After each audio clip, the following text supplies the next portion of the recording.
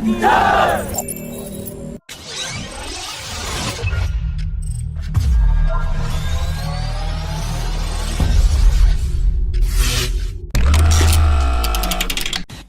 French Air Force has announced that the Talios laser designation pod has achieved initial operational capability on the Rafale F3R fighter jet, and an Indian Air Force pilot was also given the demonstration capabilities of the long-range Talios pod.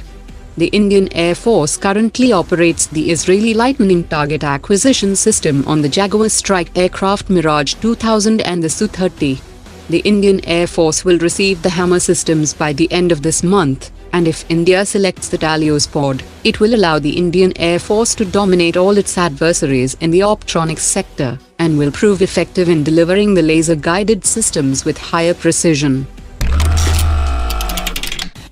The Indian Air Force has rejected the DRDO proposal to develop an airborne early warning and control system based on the C-295 tactical transport aircraft, and has decided to stick with the Embraer platform. The Air Chief had confirmed that the Air Force is looking to induct 5 more Netra aircraft, and these platforms can be procured from the used civilian market, and can also consider the new ERJ-145XR platform, which has 725 km more range than the currently operated ERJ-145 platform. The C-295 could have affected operational flight performance as well as the performance of the radar system. While most shipbuilding firms are backing away from purchasing Reliance Naval and Engineering Limited, but Russia's United Shipbuilding Corporation is still interested in buying out the Indian shipyard, as it wants to strongly position itself to compete for the upcoming Project 75I Next Generation Submarines tender.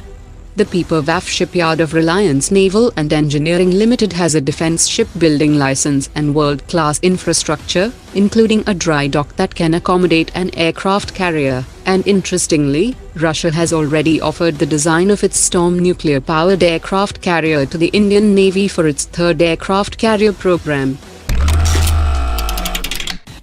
Private sector firm OshoCorp Global has been selected by the Indian Army to indigenously develop 2 auxiliary power units for its T-72 and T-90 battle tanks, and after completing the user trial, the Army will place an estimated 1,325 crore rupees order for 3,257 auxiliary power units with the company. Auxiliary power unit is an alternate source of power for all the sites, fire control system and internal communication and navigation systems of the tank. Apart from conserving the life of the main engine, the auxiliary power unit will also increase the tank's stealth capabilities, as it will reduce the noise and heat emission, especially when the tank is deployed in surveillance mode. Dynamatic Technologies has signed a Memorandum of Understanding with the Indian Institute of Technology Kanpur for joint indigenous development of various types of unmanned aerial systems and other related technologies for the Indian Armed Forces.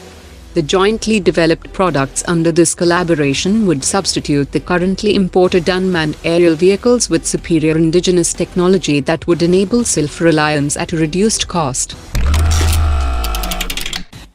Italian envoy to India Vincenzo De Luca has said that Italian defense and aerospace companies are ready to explore the possible avenues of cooperation in the field of joint defense production and technology transfer. He also said that the Italian shipbuilder Fincantieri has signed 2 Memorandum of Understanding with Cochin Shipyard Limited that will include designing shipbuilding and ship repair and overhaul.